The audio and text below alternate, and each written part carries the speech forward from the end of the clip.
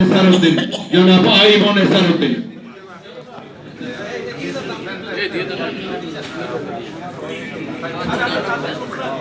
বিসমিল্লাহির রহমানির রহিম আলহামদুলিল্লাহ ওয়াসসালাতু আলা রাসূলিল্লাহ ওয়া আলা আলিহি ওয়া সাহবিহি আজমাইন। আপনাদের জন্য হালকা আপ্যায়নের ব্যবস্থা আছে, মেহেরবানি করে সহযোগিতা করবেন।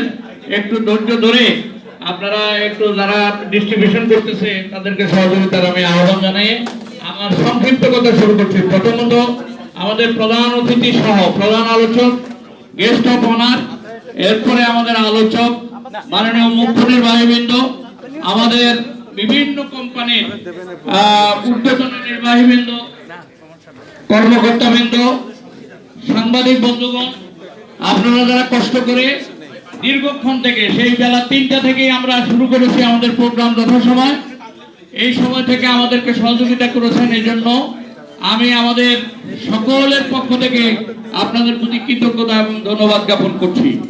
আমি শুধু সবার বক্তব্যের আলোকে একটা কথা বলতে চাই, সেটা হলো বৈষম্য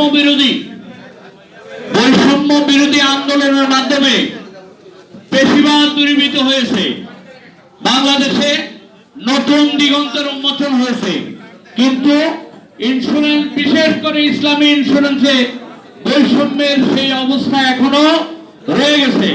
আমরা বিশ্বাস করি যে আমাদের এই সেমিনারের মাধ্যমে, কর্তৃপক্ষের মাধ্যমে এবং আমাদের এখানে যারা উপস্থিত আছেন সকলের সম্মিলিত প্রচেষ্টায় বাংলাদেশ তাকাফুল ফোরাম এই চেষ্টা করেছে যে আমাদের বিধি এবং আইন পাশ করে ইসলামী বিমার প্রতি যে বৈষম্য করা হয়েছে এটাকে যেন অনতিবিলম্বে অনুমোদন করা হয়। আপনারা কি এ ব্যাপারে একমত? ইনশাআল্লাহ।